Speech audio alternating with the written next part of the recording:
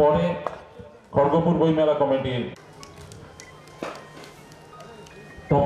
আপনি মঞ্চে আসবেন। খড়গপুর বইমেলা কমিটির অন্যতম সভাপতি দেবদাস অতিথিদের হাতে জন্য প্রথমে নৃসিংহ প্রসাদ ভাদুরী তাঁর হাতে স্মারক তুলে দেবেন। নৃসিংহ প্রসাদ ভাদুরী তাঁর হাতে তুলে দিচ্ছেন বইমেলার সম্পাদক দেবাশিস চৌধুরী।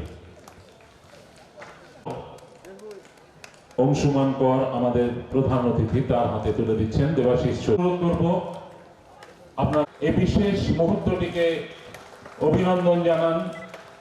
আজকের এই বিশেষ ক্ষণ যখন 22তম বর্ষে এসে পৌঁছেছে খড়গপুর বইমেলা, আজ থেকে শুরু হচ্ছে, আগামী 10ই জানুয়ারি পর্যন্ত এই মেলা চলবে বিদ্যাসাগর আবাসন প্রাঙ্গণে।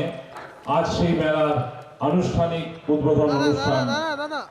উদ্বোধন করলেন আমাদের সকলের সুপরিচিত কথা সাহিত্যিক এবং বিশিষ্ট পুরাণবিদ ঐতিহাসিক নৃসিংহ প্রসাদ ভাদুরী মহাশয়। আমরা সকলের কাছে অনুরোধ করব অগ্নি সংযোগ করিয়ে আমরা আমাদের এই খড়গপুর শহর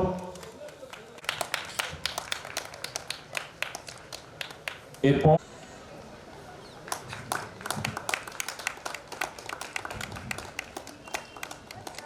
যারা এসেছেন সবাইকে বইমেলা কমিটির পক্ষ থেকে স্বাগত জানাই।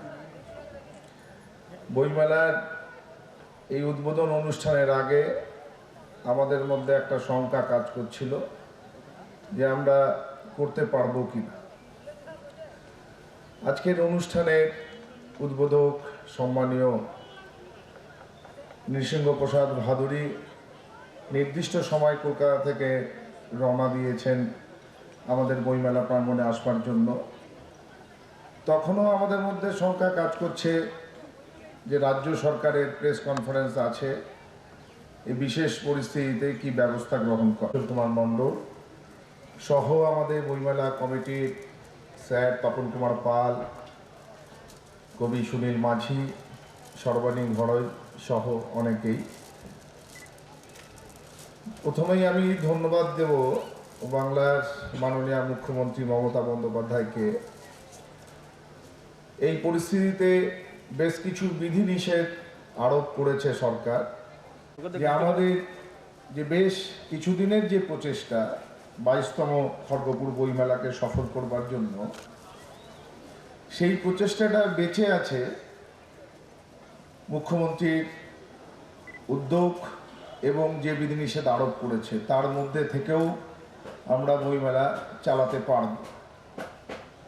কিছুক্ষণ আগে সমস্ত বিধিনিষেধ যেটা সরকারিভাবে ঘোষণা করা হয়েছে এবং সেই নির্দেশনামাটাও পড়লাম, তাতে উপস্থিতির সংখ্যা কম থাকতে হবে, কিন্তু এই মেলা প্রাঙ্গণে অনুষ্ঠান এবং বই মেলা যে প্রকাশকরা বই নিয়ে এসেছেন, যারা বইপ্রেমী তারা আসতে পারবেন এবং বই সংগ্রহ করতে পারবেন। আমরা ইতিমধ্যে বইমেলা কমিটির পক্ষ থেকে ঠিক করেছি যে যারা মাস্ক নিয়ে আসবেন না তাদেরকে অবশ্যই আমরা মাস্ক সরবরাহ করব। গেটে স্যানিটাইজার থাকবে, থার্মাল গান থাকবে, অন্যান্য ব্যবস্থাগুলো আমরা রেখেছি। আমরা অনুরোধ করব আপনারা যারা আসবেন তারা অবশ্যই বিধিনিষেধগুলো মেনে চলবার চেষ্টা করবেন। একই সঙ্গে কতদিন আমরা এই অবস্থার শিকার হব, এই প্রশ্ন আমার মধ্যে বারবার ঘুরে আসে, আপনাদের মধ্যেও এই প্রশ্ন আছে। কোনো অবস্থায় কিন্তু মানুষকে চিরদিন চিরকাল ঘরে আবদ্ধ করে রাখতে পারে না। আর আমরা যারা বইমেলা করি স্বাভাবিকভাবেই আমাদের মধ্যে সবসময় একটা মনোভাব থাকে যে আমরা নিয়ম ভাঙব। নিয়ম ভাঙব বলতে আমি বিধিনিষেধ ভাঙবার কথা বলছি না। নিয়ম ভাঙলেই তবে আমরা ভালো কিছু করতে পারব। এই নিয়মটা ভেঙেছিলেন গৌতম চৌধুরী। খড়গপুর শহরে বইমেলা হবে, এই ভাবনাটা করবে এই বইমেলা, এটা ওর মধ্যেই প্রথম এসেছিল। আমার মনে আছে কলকাতার অক্রুর দত্ত লেনে গৌতম দা, আমি এবং রতন বসু মজুমদার ভাষা শহীদ স্মারক সমিতির সম্পাদক, আমরা রাস্তা দিয়ে হাঁটতে হাঁটতে এই ভাবনাটাই মাথায় আসে গৌতম দা। তার আগে 99 সালে গৌতম দার ছোট ভাই মানস নির্মমভাবে খুন হয়ে যায়, এবং সেই ক্ষেত্রে সেই পরিস্থিতিতে দাঁড়িয়ে যে সিদ্ধান্ত নিয়েছিলেন গৌতম দা, যে আমরা তো সমাজ বিরোধীদের বিরুদ্ধে অস্ত্র নিয়ে লড়তে পারবো না, বরং এটাই আমাদের কাছে অস্ত্র হয়ে উঠুক, ওই ভাবনা থেকেই আমাদের যাত্রা শুরু। যেদিন শুরু করেছিলাম আমরা, সেদিন খুব কম সংখ্যক প্রকাশকরা এসেছিল। আস্তে আস্তে 22 বছর আমরা পা রাখলাম, এবং এই খড়গপুর শহরে বইমেলা করতে গিয়ে আমরা দেখেছি বহু মানুষ আছে যারা বইকে ভালোবাসেন এবং বই সংগ্রহ করেন, বই কিনে বাড়ি যান। আমাদের এই মেলা প্রাঙ্গণে আমরা দেখেছি এক শ্রেণীর মানুষ আসেন কেবলমাত্র বই কিনতে, তারা বই কেনেন, চলে দেখেছি যারা অনুষ্ঠানে অংশগ্রহণ করে আমাদেরকে উৎসাহিত করে। এবং আপনারা দেখেছেন যে আমাদের এই মঞ্চে যে অনুষ্ঠানগুলো হয়, সাধারণত যে অনুষ্ঠান বলতে আমরা যা বুঝি তার বাইরে বেরিয়ে আমরা আমাদের বাংলার যে সংস্কৃতি সেটাকে তুলে ধরবার চেষ্টা করি। একই সঙ্গে মিশ্র ভাষাভাষীর শহর হওয়ার দরুন সেই মানুষদের মানসিকতাকে ছোঁবার এবং তাদের কাছাকাছি পৌঁছাবারও আমাদের একটা প্রচেষ্টা থাকে, সেদিকেও আমরা নজর রাখি। তাই সমস্ত কিছু মাথায় রেখেই রুচিসম্মত অনুষ্ঠান আমরা পরিবেশন করবার চেষ্টা করি বইমেলা কমিটির পক্ষ থেকে। বারবার গত 2 বছর ধরে বাধা হয়ে দাঁড়াচ্ছে করোনা। নৃসিংহ দা বলছিলেন, ওনার সঙ্গে কথা বলছিলাম, কথা বলে ভাল লাগলো, খানিকটা সাহসও পেলাম, নিশ্চয়ই মানব, কিন্তু কতদিন করোনা আমাদেরকে ঘরে আটকে রাখবে? মানুষকে কখনো ঘরে আটকে রাখা যায় না, মানুষ সমস্ত কিছু ভেঙে রাস্তাতে বেরোবে। প্রশ্ন হচ্ছে সচেতনতা। সেই সচেতনতার পরিচয় মানুষ বারবার দিয়েছে, ধৈর্যের পরিচয় দিয়েছে, আগামী দিনেও ধৈর্যের পরিচয় দেবেই এই আশা আমরা রাখি, কিন্তু ধৈর্যেরও সীমা আছে। আর সরকার কখনোই চায় না যে মানুষের ক্ষতি হোক, তাই স্বাভাবিকভাবে কিছু কঠোর সিদ্ধান্ত নিতে হয় যাতে মানুষের ক্ষতি না হয়। এই দুইয়ের মধ্যে সমন্বয় কিভাবে রক্ষা করা যায় সেটাও আমাদেরকে ভাবতে হবে, এবং ভাবনার মধ্য দিয়েই আমরা এগিয়ে চলব। যখন আমরা সকালবেলায় থলি নিয়ে বাজারে যাই, পরিবারকে ভরণ পোষণের জন্যই বাজারে যেতে হয়, বাজারে আমরা ভিড় দেখি। সেই ভিড় নিয়ন্ত্রণ করব কিভাবে? 2 আর 2 যোগ করলে 4 হয়, কিন্তু কখনো কখনো 4 হয় না, মানুষ তো বাজার করতে যাবেই। তো স্বাভাবিকভাবেই এই বইমেলা এই পরিস্থিতিতে 22তম বর্ষে আমরা পা রেখেছি, এবং আমরা আজকে অত্যন্ত আনন্দিত এবং গর্বিত। বেশ কয়েক বছর ধরে আমরা চেষ্টা করছিলাম যে নৃসিংহ প্রসাদ ভাদুড়িকে আমরা নিয়ে আসতে পারবো বলে, কিন্তু এবার আমরা সক্ষম হয়েছি। আমি দোলাদির সঙ্গে, দোলা সেন, ওনার সঙ্গে যোগাযোগ করেছিলাম, বলেছিলাম করে দিতেই হবে। তো উনি নৃসিংহদার সঙ্গে যোগাযোগ করেন, উনি রাজি হন, তারপরে আমি যোগাযোগ করি এবং উনি আসতে সম্মত হন। এটা আমাদের কাছে খুবই গর্বের বিষয়, কারণ ওনার লেখা যখন পড়ি তখন খানিকটা অবাক হয়ে যায় যে কিভাবে সম্ভব। কোনো কারোর পক্ষেই মহাভারত পড়ে শেষ করা সম্ভব নয়। যা সংস্কৃতে হয়েছিল সেখান থেকে বাংলায় এত সুন্দরভাবে, সহজভাবে, সরলভাবে মানুষের কাছে মহাভারতের চরিত্রগুলোকে নিয়ে এসেছেন, যা সত্যি আমাদের অবাক লাগে এবং আমরা বিস্ময় বোধ করি। এবং তার ফলে অনেক অনেক সুবিধা হয়েছে আমাদের এই ভারতবর্ষের শ্রেষ্ঠ মহাকাব্য মহাভারতকে জানবার। সেই সুযোগটা উনি করে দিয়েছেন, এজন্য আমরা কৃতজ্ঞ, চিরকৃতজ্ঞ থাকবো ওনার কাছে। এবং যারাই আছে তাদেরকেই বলবো যে মহাভারত অধ্যয়ন করতেই হবে, না হলে আমাদের জীবন অপূর্ণ থেকে যাবে। আছেন কবিরা, কবিতা সম্পর্কে আমার খুব একটা বিশেষ ধারণা নেই, কিন্তু এই মঞ্চে অলোক রঞ্জন দাশগুপ্ত এসেছিলেন, বিখ্যাত কবি। ওনার একটা ইন্টারভিউ হয়েছিল, এখানে সুরজিৎ দাও আছে, অপূর্বও আছে। সেই ইন্টারভিউতে যখন ওনারা নিচ্ছিলেন কথোপকথন, আমি কেবলমাত্র উপস্থিত ছিলাম শ্রোতা হিসাবে। যে কথাগুলো শুনেছিলাম, ওই কথাগুলো শোনার মধ্য দিয়ে কবিতার প্রতি একটা আগ্রহ জন্মায়, কিন্তু যখন আবার কবিতা পড়তে যাই অনেক কিছু বুঝতে পারি না। কিন্তু এই কথাগুলো আজ উনি নেই, অলোক রঞ্জন দাশগুপ্ত, কিন্তু এখনো মাথা এগুলোই ঘুরতে থাকে যে কবি একটা মুহূর্তের জন্য অপেক্ষা করে, যে মুহূর্ত স্ফুলিঙ্গ তৈরি করতে পারে, এবং তা হয়েওছে। তো এই কথা ওনার মুখ দিয়ে বেরিয়েছিল যখন ওনার সঙ্গে কথোপকথন করছিলেন বইমেলা কমিটির পক্ষ থেকে অমিতাভ বসু, সুরজিৎ ঘোষ, অপূর্ব চট্টোপাধ্যায়। তখন আমি বসে থেকে কেবলমাত্র তন্ময় হয়ে শুনছিলাম। তা আগামী দিন হয়তো সেই মুহূর্তের জন্য আমরা অপেক্ষা করছি, যা সত্যি স্ফুলিঙ্গের প্রয়োজন, যা আমাদেরকে নিয়ম ভাঙতে এগিয়ে যেতে সাহায্য করবে, যাতে আমরা ভালোর দিকে যেতে পারি। কেন বলার জায়গাটা ক্রমশ সংকুচিত হচ্ছে, পরিসরটা ক্রমশ সংকুচিত হচ্ছে। যে কতটা স্বাধীনভাবে বলতে পারবো, কতটা সাহস সঞ্চয় করে বলতে পারবো, এই জায়গায় প্রশ্ন এসে দাঁড়িয়েছে।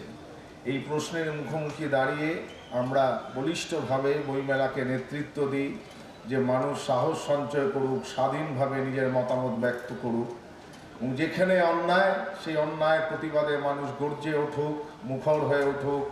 তাহলে এই গৌতম চোবের যে বলিদান এই শহরে হয়েছে, তার ভাইয়ের বলিদান শহরে হয়েছে, আমরা অনেক অনেক দূরে যেতে পারবো। আপনাদের সবাইকে অসংখ্য ধন্যবাদ, নমস্কার। মঞ্চে উপস্থিত গুণীজনকে আমি আমার শ্রদ্ধা নিবেদন করে আমার প্রারম্ভিক বক্তব্য শেষ করছি। নমস্কার। অনুষ্ঠান সূচি দেখি, তাহলে আমরা দেখব একটু আগে সম্পাদক যে বক্তব্য রাখলেন, সেই বক্তব্য যে আমাদের যে লোকসংস্কৃতি, আমাদের যে ভারতের ঐতিহ্য, আমাদের ভবিষ্যৎ প্রজন্মকে দিশা দেখাতে যা কিছু ভালো আছে তার চর্চা অব্যাহত রাখতে এই বইমেলা কমিটির এবং এই বইমেলা প্রাঙ্গণ, এই বইমেলার মঞ্চ আমরা ব্যবহার করি। থাকবে বাউল গান, থাকবে লোকগান, থাকবে রবীন্দ্রসঙ্গীত, থাকবে নৃত্য অনুষ্ঠান, থাকবে মণিপুরি মার্শাল আর্ট, থাকবে শ্রুতিনাটক, থাকবে আঞ্চলিক কবিতা, থাকবে বাংলা এবং হিন্দি কবি সম্মেলন। প্রতিযোগিতা যেগুলি আমরা করি, সেই প্রতিযোগিতাগুলি প্রত্যেকটি শিক্ষামূলক। প্রতিযোগিতাগুলির মধ্যে আমরা আবৃত্তি প্রতিযোগিতা রেখেছি, সঙ্গীত প্রতিযোগিতা রেখেছি, দাবা এবং কুইজ। বিগত দিনগুলিতে আপনারা যারা কুইজের এবং এই অনুষ্ঠানগুলি দেখেছেন, তাতে দেখবেন যে এই নবপ্রজন্মকে উৎসাহিত দেওয়া এবং নবপ্রজন্মকে সুস্থ সংস্কৃতির দিশা দেখানোর একটা মুখ্য ভূমিকা এই প্রতিযোগিতাগুলির মাধ্যমে আমরা করে থাকি। আমরা জানি যে আমাদের খড়গপুর শুধুমাত্র এই যে আমরা মাস্ক পরে আছি না, মাস্ক পরে আছি শুধুমাত্র করোনার কারণে নয়। আমাদের খড়গপুর এমন একটা জায়গায় পৌঁছেছে দূষণে, যে সর্বত্র কালো ধোঁয়া এবং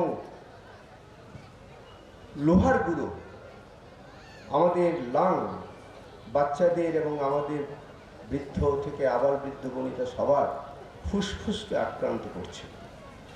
জানি না আমরা কোথায় যাব, কতদিন বাঁচব, এবং ভবিষ্যৎ যে শিশু জন্ম নিচ্ছে সেই শিশুকে কতদিন সুস্থভাবে বাঁচিয়ে রাখতে পারব। এই দৃষ্টিভঙ্গি থেকে আপামর জনসাধারণকে জাগরিত করতে, এই দূষণ রোধে একটা মুখ্য ভূমিকা এই বইমেলা প্রাঙ্গণ থেকে সংবাদ মাধ্যম এবং আপামর জনসাধারণকে জানান দিতে আমরা একটা প্রবন্ধ প্রতিযোগিতার আয়োজন করেছিলাম।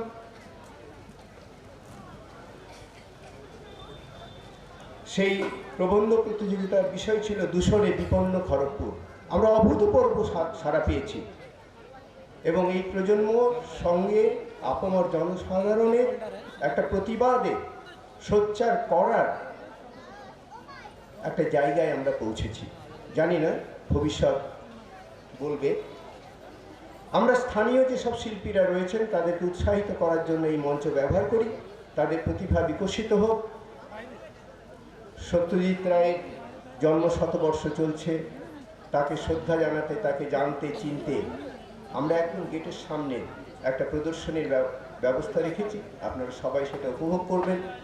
তার যে কীর্তি, সেই কীর্তি সেখানে আকার ভরা আছে, সেইগুলি এই প্রজন্মের যারা তাদেরকে বোঝাবেন, শেখাবেন, জানাবেন।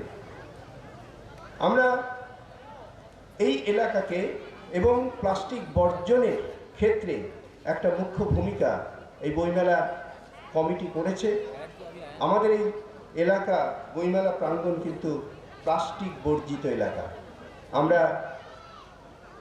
অনুরোধ করব সবাইকে যে আপনারা যারা বই কিনতে আসবেন আপনারা ব্যাগ নিয়ে আসবেন, ক্যারি ব্যাগ সাধ্যমতো আমরা অ্যাভয়েড করব।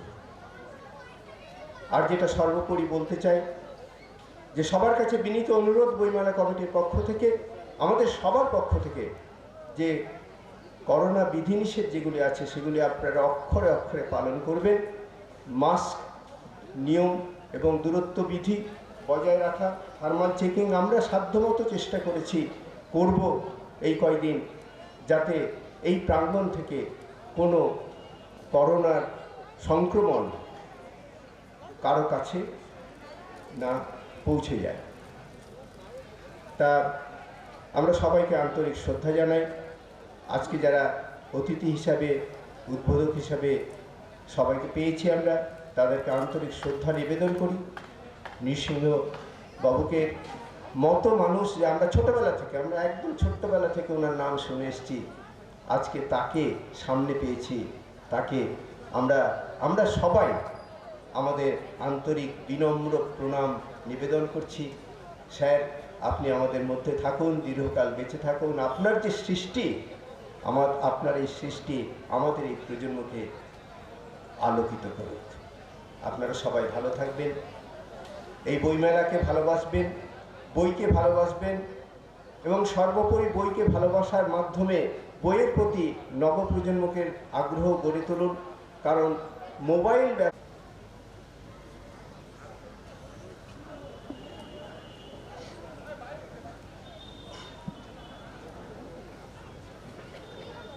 নমস্কার। মঞ্চে আছেন অতীত চেতনার কিংবদন্তি পুরুষ শ্রী নিসঙ্গ প্রসাদ ভাদুরী, এক স্বপ্নের মানুষ। এবং আমার ডান দিকে ছিলেন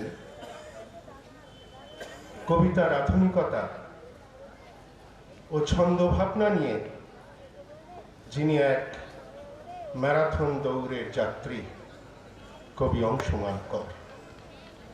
স্বাভাবিকভাবেই খুব গর্ব লাগছিল যে আমাদের এই যে 22 বছরের খড়গপুর বইমেলা, এখানে মেন স্ট্রিমের প্রায় 50 থেকে 60 জন বাংলা রথী মহারথীরা এখানে এসেছেন এবং এইগুলো সবই সম্ভব হয়েছে খড়গপুর বইমেলার জন্য। আসলে একজন কবি তার অন্তরের ইচ্ছে এই পৃথিবীকে সর্বোত্তম সুন্দর ও করুণাময় করে গড়ে তুলতে। কবি হিংস্টন হিউজ কথা বলেছিলেন, কথা বিপ্লবীদেরও, কথা সৎ নাগরিকেরও। আজ থেকে 22 বছর আগে যদি আমরা ফিরে যাই তাহলে দেখতে পাব প্রায় অনেকেই এই শহরকে খুব ভয় পেত এবং সেটাও ছিল স্বাভাবিক। বেশ কিছু মানুষ, তিনি বিশ্বাস করতেন যে মানুষকে যদি বইমুখী করা যায়, শিক্ষিত করা যায়, তাহলে অপশাসন রুদ্ধ করা সম্ভব হবে। কারণ বই হচ্ছে বিষুব সূর্য। বই পড়লে আমাদের দিনটা বড় হয়ে ওঠে, আমাদের রাতের চাঁদ বড় হয়ে ওঠে, পূর্ণিমার চাঁদ বড় হয়ে ওঠে, অবস্থা ও অবস্থানের পরিবর্তন ঘটে। কারণ বই প্রফেসর পাল যা বলছিলেন যে আমাদের শিক্ষিত করে, দীক্ষিত করে, আমাদের স্বাস্থ্যবান করে, ফলে বই যদি আমরা না পড়ি তাহলে কিন্তু ওই যতই স্কুল কলেজ ইউনিভার্সিটি করি না কেন আমরা অর্ধশিক্ষিত থেকে যাব। বই শুধু পড়া নয়, বই কিনতে হবে, বই দানও করতে হবে। তো এই যে বইমেলা চালু করেছিলেন গৌতম চোবে, একটা অসাধারণ কাজ। আপনারা ভাবতে থাকুন যে এটা একটা মুভমেন্ট। তাই খড়গপুরের এই বইমেলা নিছক একটা বইমেলা নয়, তিনি একটা মহাকাব্যিক ভাবনা নিয়ে এই বইমেলা শুরু করেছিলেন। আর দেবাশিস চৌধুরীর মাধ্যমে আমরা প্রতি বছর সেই মহাকাব্যের পাতা উল্টাই, পড়ি। তো যাই হোক, আমি এই কথাই বলতে চাইছি যে কেবলমাত্র এখানে আসবেন, গান শুনবেন, নৃত্য দেখবেন, অবশ্যই দেখুন, কিন্তু পাশাপাশি বইটা কিনুন। বই কিনে ফিরে যেতে হবে, যেটা প্রফেসর পাল বারবার জোর দিচ্ছিলেন। আর দ্বিতীয় যে কথা, যে আমাদের ছাদগুলো যদি দেখা যায়, যেটা প্রফেসর পালও বললেন, গাছের পাতাগুলো যদি দেখা যায়, কি ভয়ঙ্কর অবস্থা, কালো হয়ে যাচ্ছে। আমাদের ফুসফুসের ভেতরে যে কি অবস্থা আমরা জানি না। তো এর জন্য সংঘবদ্ধ হয়ে আমাদের একটা লড়াই করতে হবে, এবং দেবাশিস চৌধুরী সোচ্চার হয়েছেন, সকলে তার পাশে দাঁড়ানো দরকার। আমার মনে হয়েছে যে এই শহরের বুকে উনি এক যোগ্য সেনাপতি, তার পাশে দাঁড়ানো দরকার।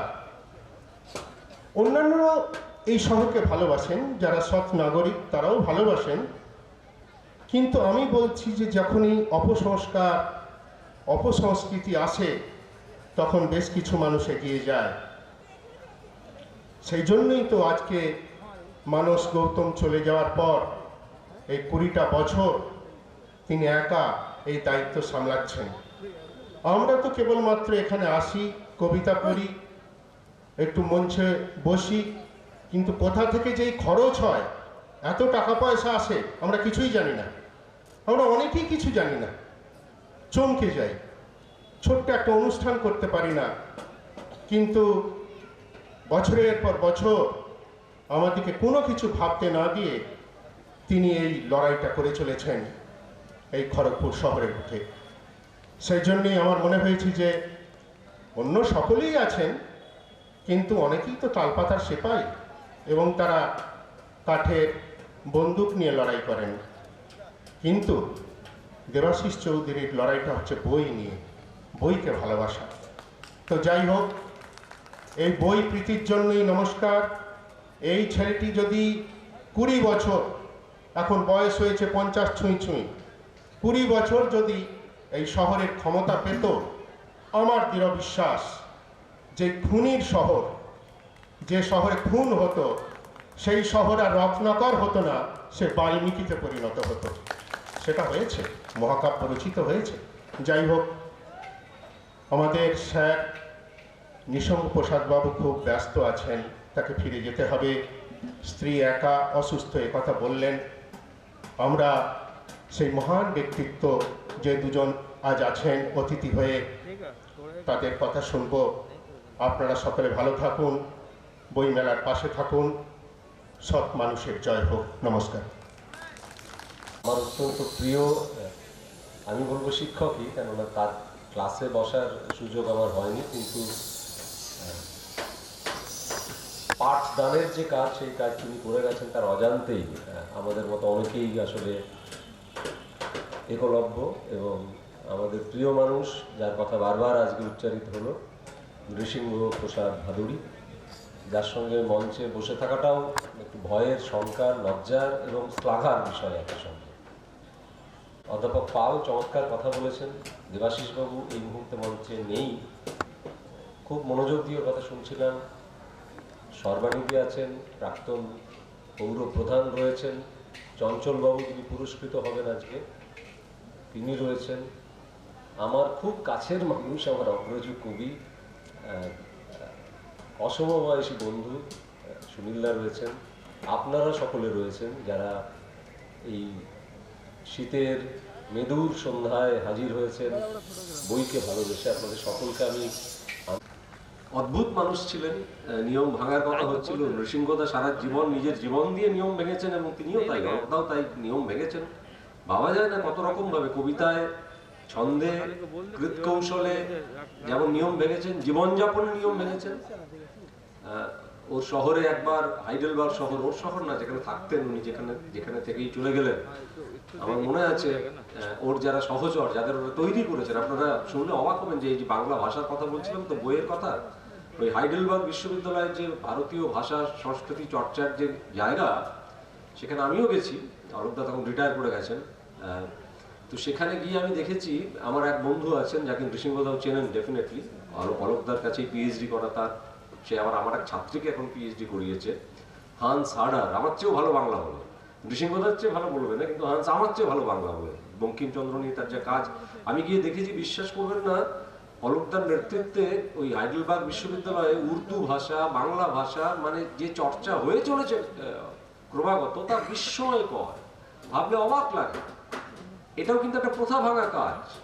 ওইরকম একটা জায়গায় গিয়ে নিয়ম ভাঙার কথা হচ্ছিল। নিয়ম তো আমরা সত্যি, যারা দুষ্কৃতী তাদের সঙ্গে নিয়ম ভাঙতে গেলে আমরা তো, সত্যি কথা বলতে কি, আমরা তো মানে পাইপ গান, বন্দুক আর পেটো নিয়ে, আমি একদম চালু কথাটাই বললাম, লড়াই করতে পারবো না। আমাদের অস্ত্র হচ্ছে শেষ পর্যন্ত বই, আমাদের অস্ত্র হচ্ছে শেষ পর্যন্ত কল্পনা, আমাদের অস্ত্র হচ্ছে শেষ পর্যন্ত নিয়ম ভাঙার জন্য যে সাহস আমাদের মধ্যে থাকে, সেই সাহস।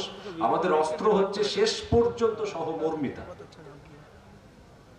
এসব নিয়েই তো আমাদের লড়াই করতে হয়, এসব নিয়েই তো বইমেলা বেঁচে থাকে। আমি ওখানে বসেছিলাম সকলের কথা শুনতে শুনতে, গৌতম চৌবের কথাও আমি কিছুটা জানি, এই বইমেলার কথা শুনেছি আমার বন্ধু বান্ধবদের কাছে, বিশেষ করে অলোকরঞ্জন দাশগুপ্তর কাছে, যে কথা আমি বললাম আপনাদের, এবং যে অসাধ্য সাধন এই বইমেলা করে চলেছে। আজকের এই যে উপস্থিতি, বিশ্বাস করুন, আমি একাধিক বইমেলায় গেছি এবং এই অতিমারির সময়ে এই উপস্থিতিও অভাবনীয়, আমি বলবো অভাবনীয়। আমি আপনাদের সকলকে প্রণাম জানাচ্ছি যে বইকে ভালোবেসে এত মানুষ এসেছেন। কেবল সাংস্কৃতিক অনুষ্ঠান দেখতে সবাই আসেন না, সেটা আমরা জানি, বিক্রি হয় ভালো, এখানে শুনলাম, সুনীলদা বলছিলেন আমাকে, সেটা খুব বড় ব্যাপার। বই নেড়ে ঘেটে দেখছেন যে ছোট থেকে বড়রা, সেটাও খুব বড় ব্যাপার। ওই যে বিষুব সূর্য বইকে বললেন না সুনীলদা, ওর কথাটা শুনতে শুনতে না আমার রবীন্দ্রনাথের কথা মনে পড়ছিল, খুব বেশি করে মনে পড়ছিল। এই অতিমারির সময়ে আমরা যখন চলেছি, এই কঠিন পরিস্থিতির মধ্যে আমরা যখন চলেছি, তখন যে কথা আমি বললাম যে আসলে আমাদের একটা ভয়ঙ্কর লড়াই করতে হচ্ছে। মানুষের ইতিহাস এই লড়াই আগে দেখেনি, ভবিষ্যতেও কখনো দেখবে কিনা আমি জানি না।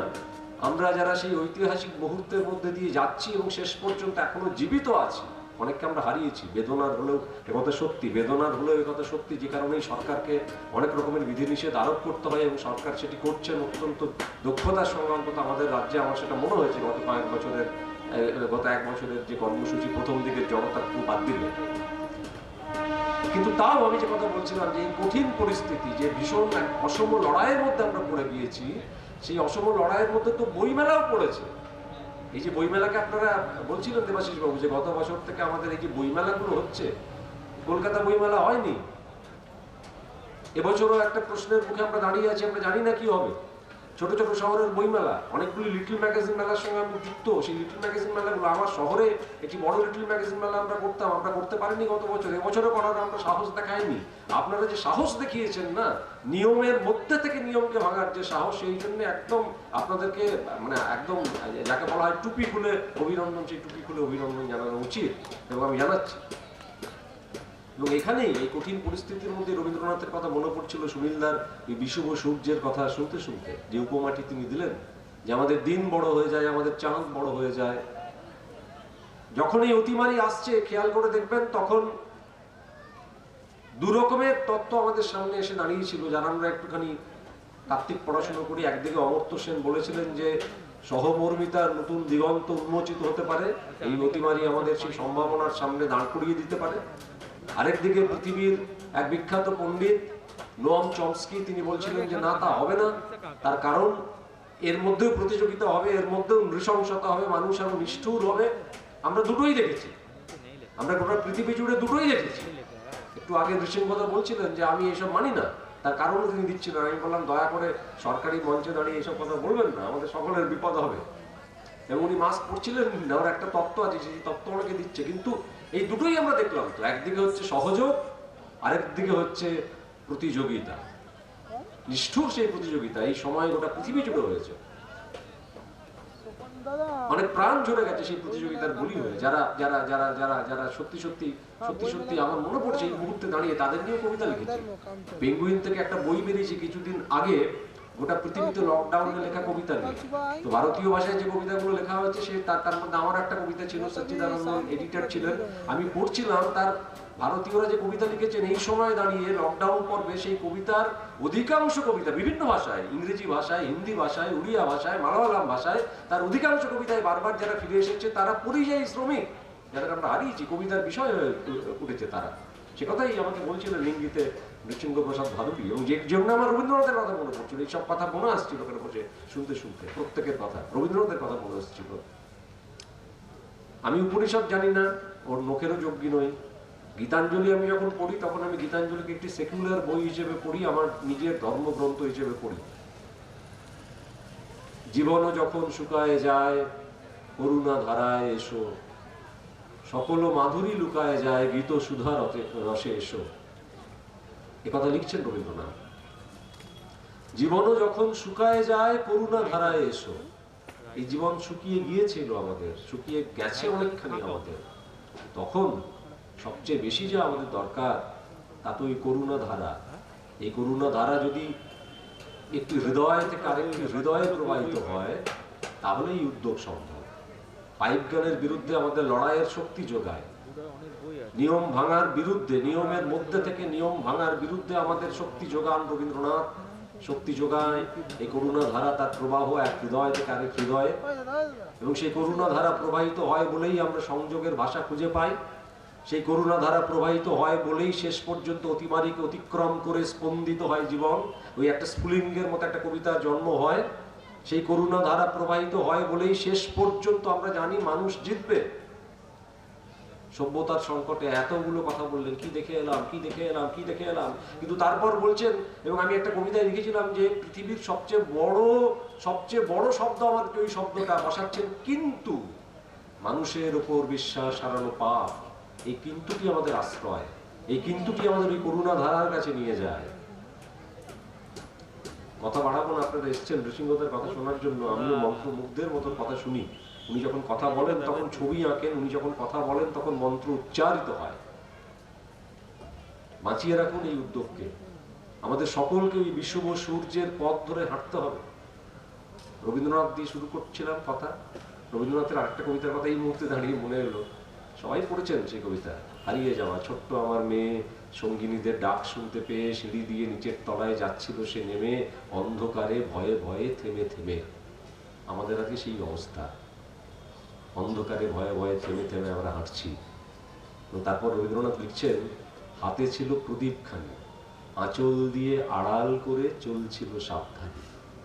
এই বইমেলা হচ্ছে আমাদের সেই প্রদীপ, আমাদের সকলকে আঁচল দিয়ে আড়াল করে সেই প্রদীপকে নিয়ে আগামী পথে হাঁটতে হবে। ভালো থাকবেন সকলে।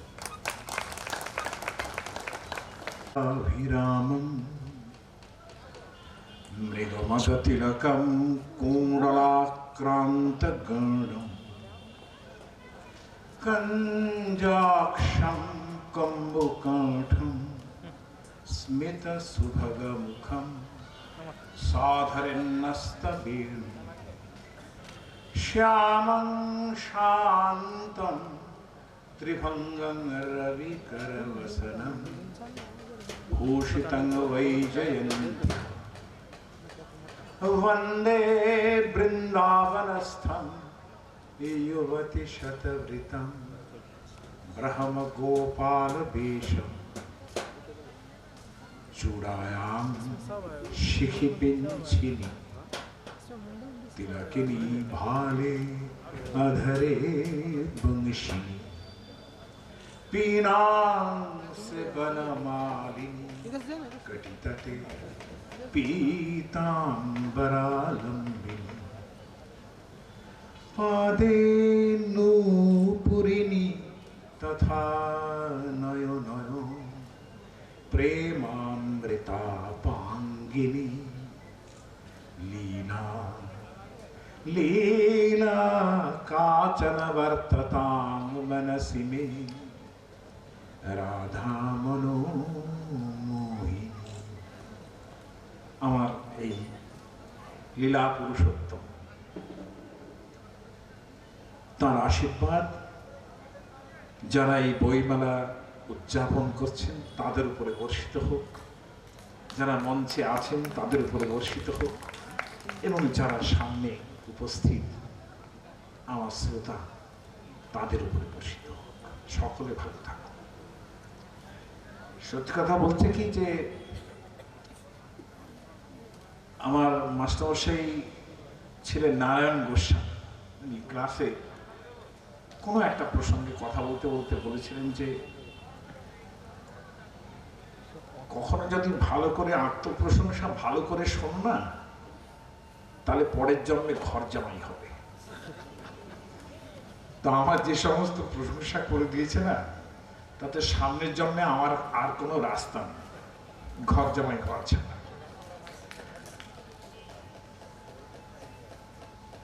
কি সুন্দর বললো এই আমাদের অংশুমান কর। আমি অন কবিতার মতো করে কথাই বলতে পারি না। আমি যা কথা বলি, আমি তো নিজে যে তৃণক্ষেত্রে বিচরণ করি, তৃণভূমি, সেটা মহাভারত রামায়ণ পুরাণের তৃণভূমি। প্রচুর পরিমাণ ঘাস খাই সেখানে। তবে ঘাস খেলে নাকি ভালো, গরু নাকি ভালো দুধ দেয়, সেই দুগ্ধ প্রবণতায় কিছু কিছু বইপত্র বেরিয়েছে এই মাত্র।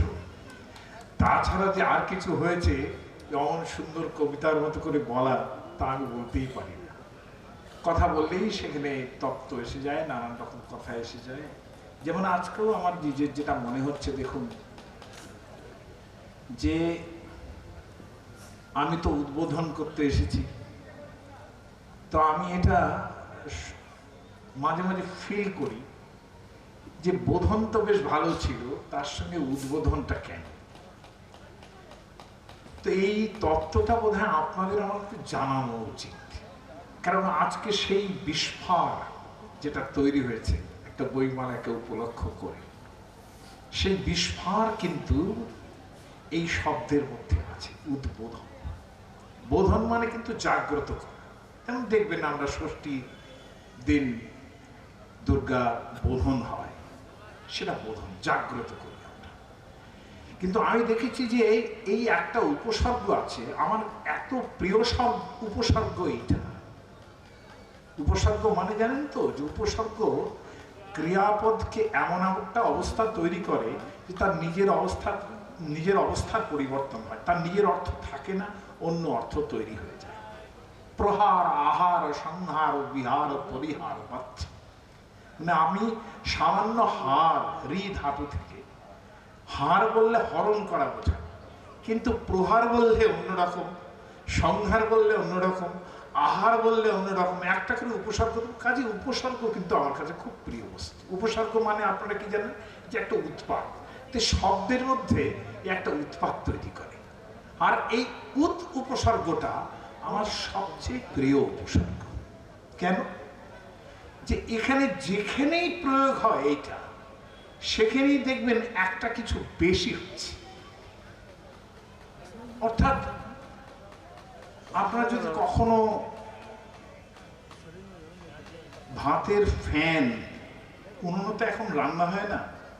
আমি ছোটবেলায় প্রচুর রান্না করেছি, আমার ছোটবেলায় মা মারা গেছে, ফলে তো রান্না বান্না করতে হয়েছে।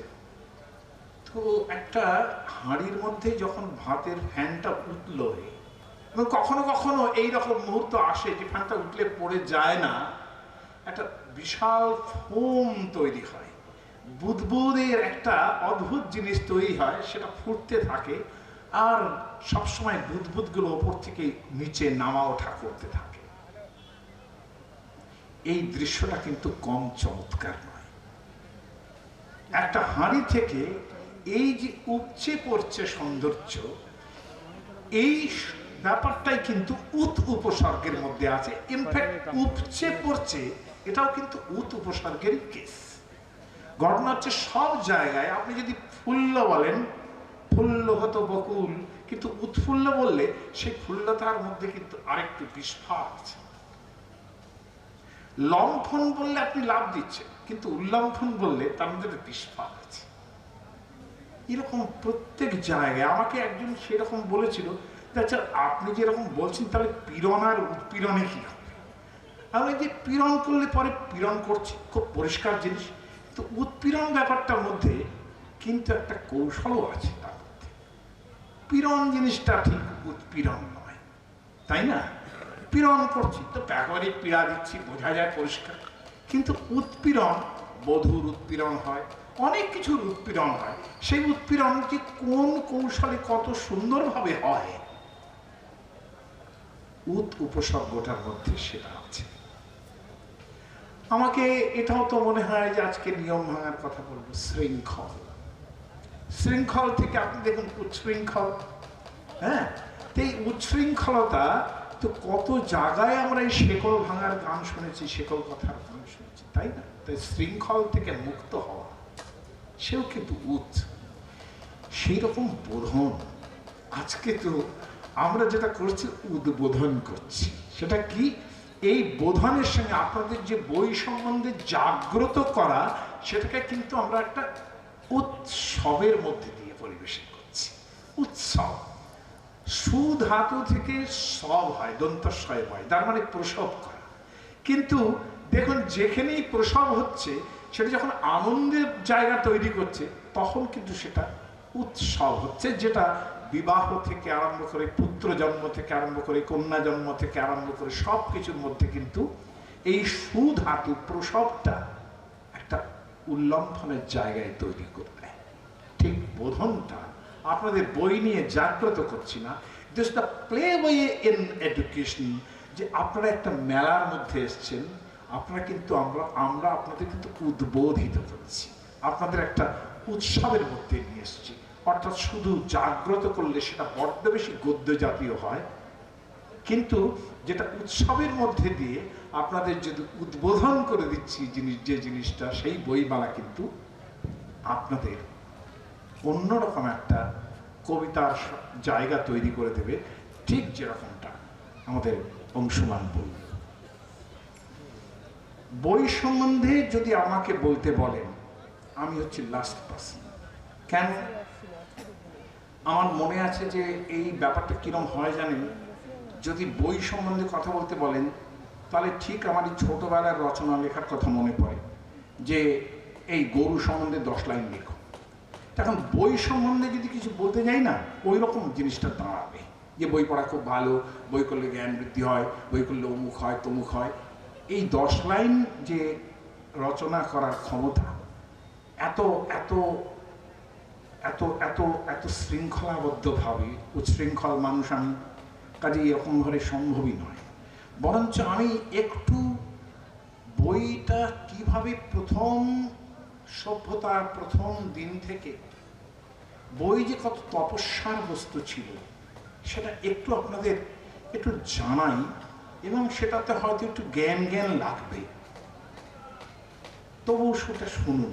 কেননা বুঝতে পারবেন যে যারা প্রাচীনকালে বই তৈরি করেছিল তারা কত কষ্ট করেছে, শুধু সেইটুকু বুঝতে পারবেন। আজকে এই বিশাল জগতের মধ্যে যেখানে যে বই বাঁধাই করতে আজ থেকে 10 বছর আগে বইটা বেরোচ্ছে, আরে বাঁধাই হচ্ছে, বাঁধাই হবে, যেটা শুকোবে, সেটা করতে যে সময় লাগতো, আজকে অংশমান 5 মিনিট একটা বই বাঁধাই হয়ে যাচ্ছে, এমন পেস্টিং হচ্ছে।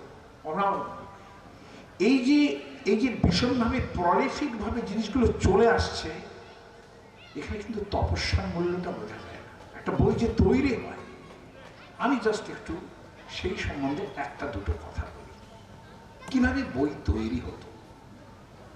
আপনারা জানবেন যে আমি এখনকার একটা 500 বছর আগের উদাহরণ দিই। আপনারা রঘুনাথ শিরোমণির নাম জানতেও পারেন, নাও পারেন।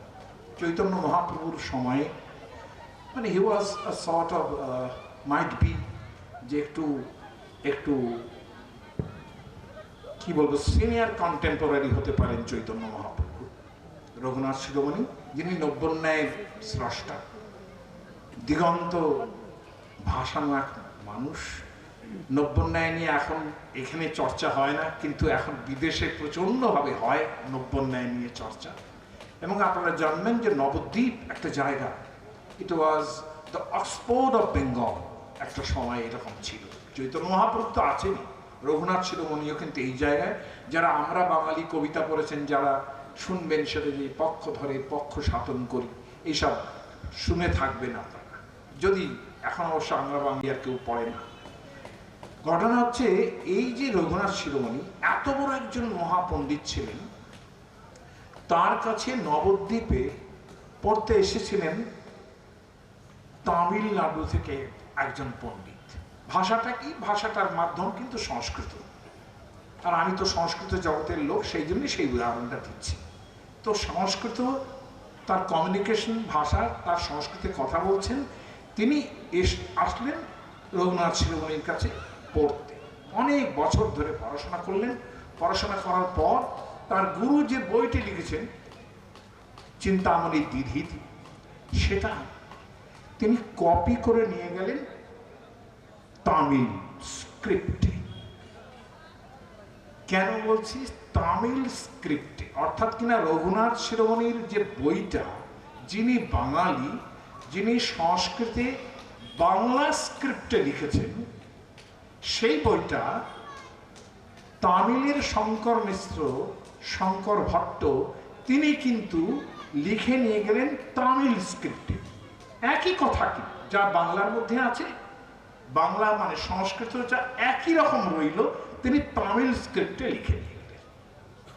মহারাষ্ট্র থেকে পণ্ডিত এসেছেন নবদ্বীপে, রঘুনাথ শিরোমণির লেখা মহারাষ্ট্র স্ক্রিপ্টে লিখে নিয়ে চলে গেছেন। কাশ্মীর থেকে এসেছেন, কাশ্মীরের শারদা স্ক্রিপ্ট, বিখ্যাত শারদা স্ক্রিপ্ট। শারদা মানে সরস্বতী, ওদের স্ক্রিপ্টকে বলা হয় শারদা স্ক্রিপ্ট। সেই স্ক্রিপ্টে লিখে নিয়ে গেছেন ওই চিন্তামণি দ্বিধীতি।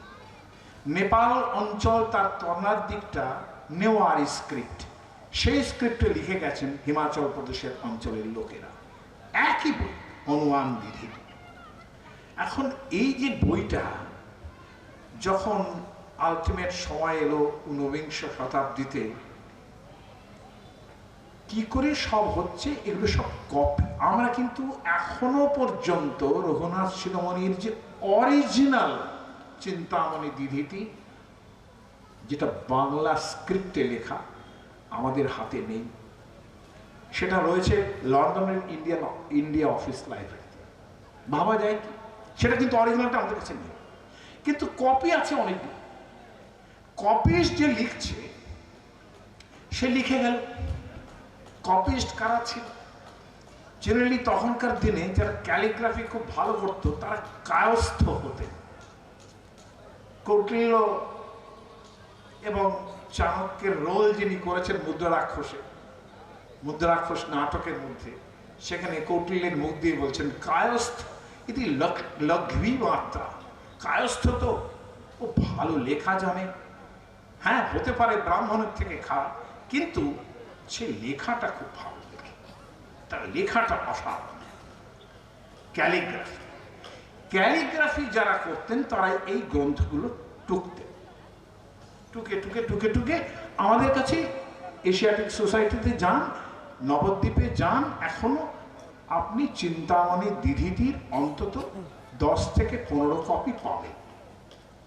কিন্তু কপিস যখন লেখেন তখন কিন্তু পুরোপুরি শুদ্ধ লিখতে পারেন না, কেননা তার তো পাণ্ডিত্য নেই। সে কি করছে, সে মূর্ধন্যস্বটা যখন লিখছে, সে জয়ের মতো করে লিখে দিল। আপনি যখন পড়ছেন মূর্ধন্যস্বর, আপনি এইভাবে লিখে যে আঁকড়িটা দেবেন, সে দিল না।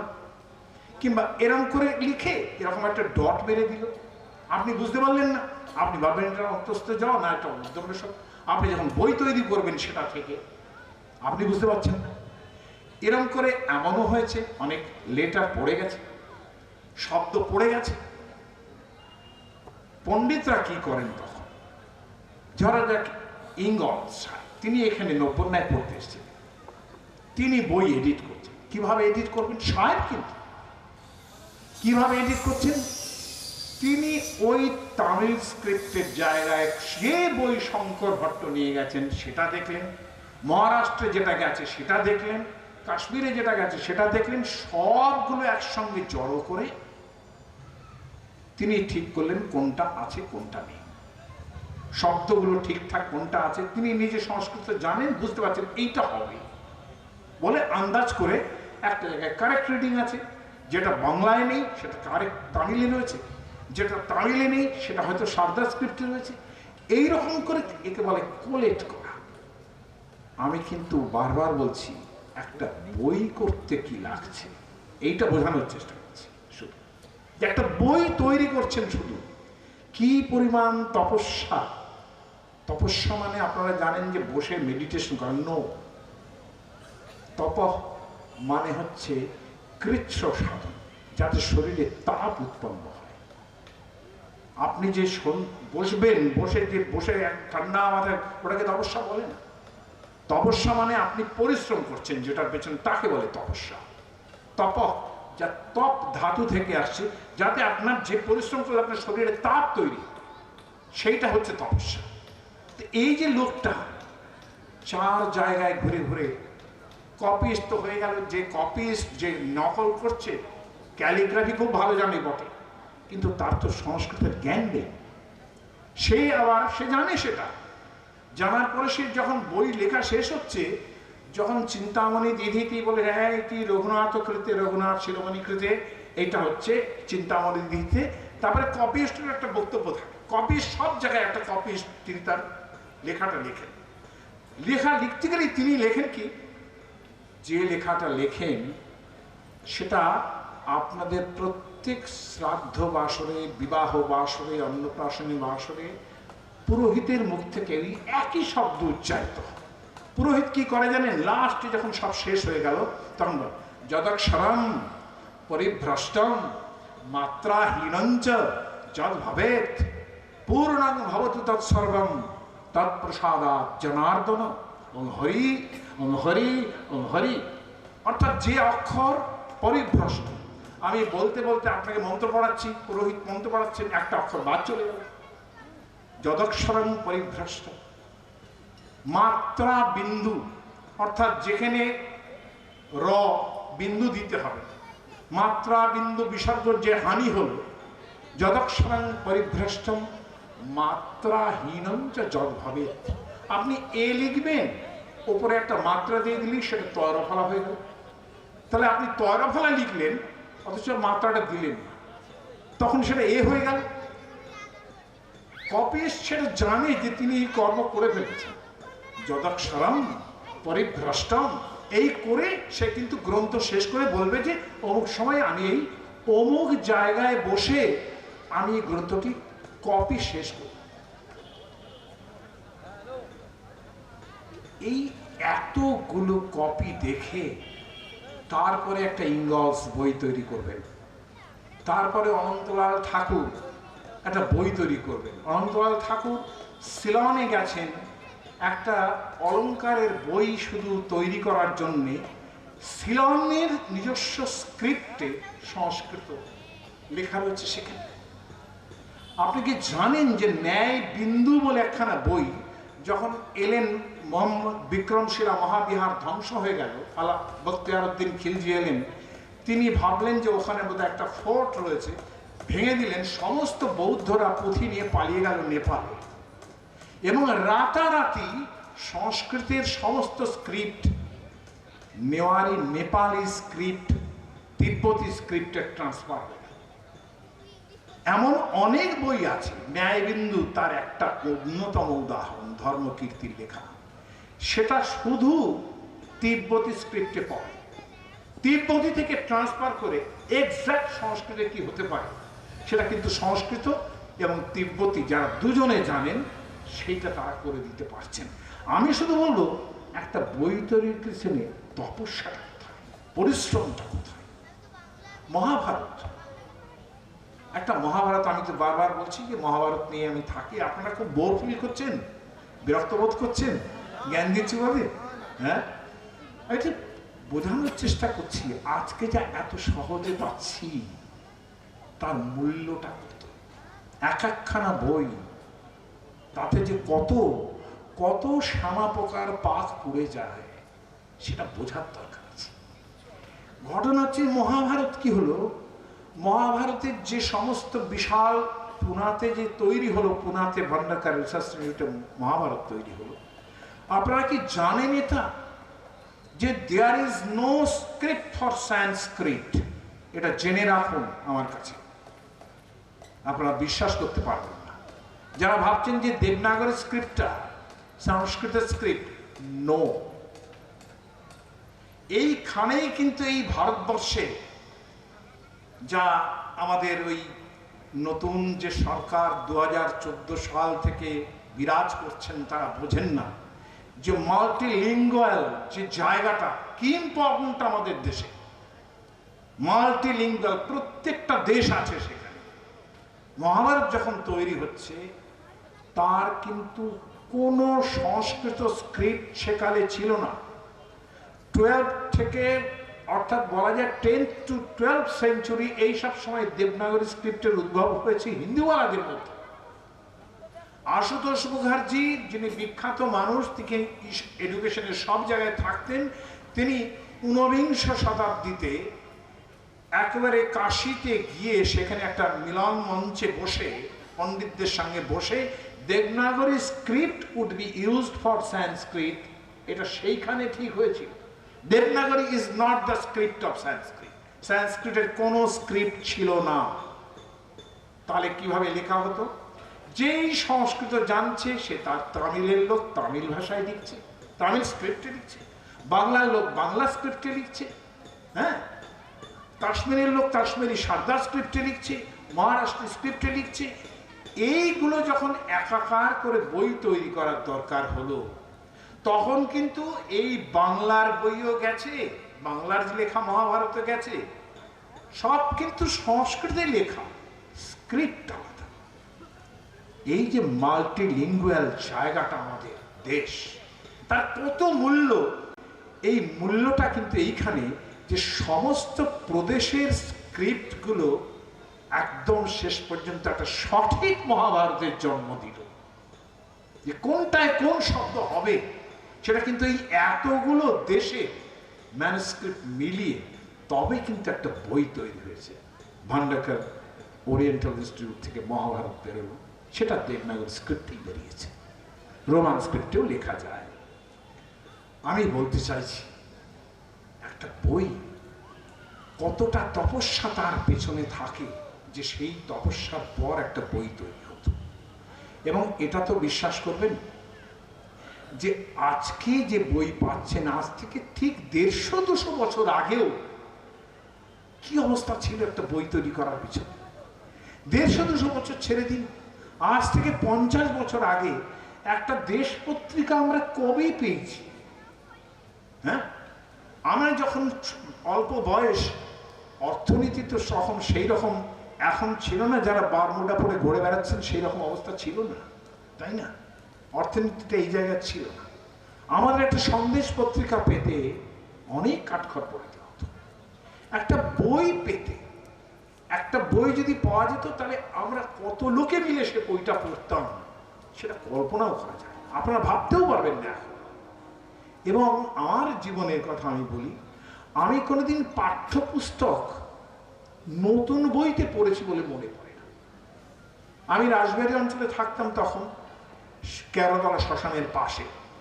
সেখান থেকে যেই স্কুলে ক্লাসে উঠলাম সঙ্গে সঙ্গে রাজবাড়ী মানে কতগুলো বইয়ের দোকান ছিল, পুরনো বইয়ের দোকান। সেখান থেকে বুক লিস্ট মিলিয়ে পুরনো বই কিনে নিয়ে চলে যেত। আর নতুন বই যে কিনতো সে আবার পড়াশোনা করে সেটি যত্নে রেখে দিত পরের বছর ওটা বিক্রি করার জন্য, যে আমরা সেইখান থেকে আবার কিনি। তাহলে বই পাওয়াটা কিন্তু এই জায়গার অবস্থা ছিল। সেখানে আজকে পুরনো বই পড়বে ওয়াই, হ্যাঁ, নতুন নতুন বই সব কিনে দিচ্ছি, সব হচ্ছে, কিন্তু সমস্যাটা হয়ে গেল তপস্যাটা নষ্ট হয়ে গেছে। একটা বই পাওয়ার জন্য যে তপস্যা, সেটার যে যন্ত্রণা যারা জানে তারা বোধহয় সবচেয়ে বেশি বই ভালোবেসেছিলেন বলেই আজকে আপনাদের সবকিছু এই জুড়ে যেতে হবে না, তারা কিন্তু তারা যে যন্ত্রণাটা ভোগ করেছেন তা এক জায়গায় করে দিচ্ছেন এই বইয়ের সম্ভার, যা আমরা আজকে কি করছি, জাগ্রত করতে আসেন, উদ্বোধন করছি, যাতে করে আপনারা এর মধ্যে আপন উৎসবের মতো করে ইন প্লে ওয়েতে যাতে বইটা পড়তে পারেন, সেই জন্য এই ব্যবস্থা করেছেন দেবাশিস বাবুরা, যারা অনন্ত পরিশ্রমে আজকে আপনাদের এখানে সাজিয়ে দিয়েছে সবকিছু। যাদের এখানে যারা এই বইমেলার আয়োজন করেছেন তা তো আত্মবলিদান করেছেন আপনাদের আজকের দিনটা দেখানোর জন্য। কাজেই সেই বইমেলাকে সম্মান করুন, বই পড়ুন, বই পড়ান, বই কিনুন, এটাও আমি বলবো।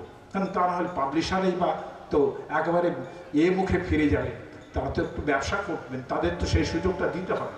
কাজে এইটুকু আমাদের যত কিছু আছে তার মধ্যে থেকে যন্ত্রণা তো অনেক কিছুই আছে, কষ্ট তো অনেক জায়গাতেই আছে। আমার বাবা একটা খুব ভালো কথা বলতো, বলতে দেখো তুমি তো একসঙ্গে দুটো জামা পরতে পারো না, তুমি তো একসঙ্গে যখন ভাত খেলে দুপুরবেলা তখন তো আর একবার ভাত সঙ্গে সঙ্গে খেতে পারবে না, কিন্তু যদি তোমার সেই খাবার ব্যবস্থা হয়, অর্থাৎ তুমি আরো খেতে পারো চাও যদি, তাহলে সেই উদ্বৃত্ত টাকাটুকু বইয়ের জন্য দাও।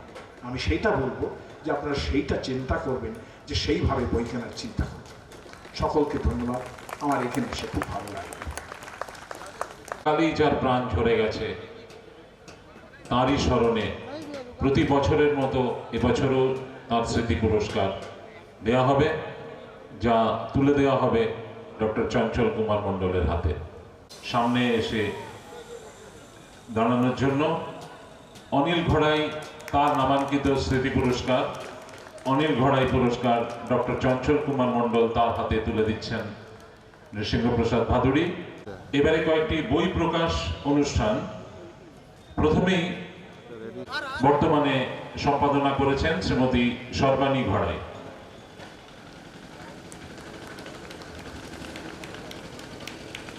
এবারে আঁধারের পাতা, সুনীল মাঝির লেখা আঁধারের পাতা কাব্যগ্রন্থ, এটি প্রকাশ করবেন আঁধারের পাতা গদ্য গ্রন্থ। আমি সায়ন্তনী ব্যানার্জি তাকে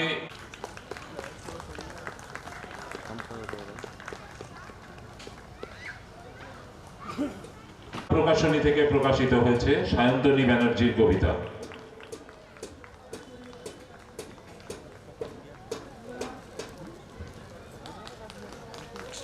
উদ্বোধন করার জন্য 22তম খড়গপুর বইমেলার স্মরণিকা উদ্বোধন করছেন নৃসিংহপ্রসাদ ভাদুড়ী, সঙ্গে আছেন শ্রী অংশুমান কর। অভিনন্দন জানাবেন, অনেকের লেখা রয়েছে এটাতে। খড়গপুর বইমেলার স্মারক গ্রন্থ 22তম বর্ষের এই স্মরণিকা।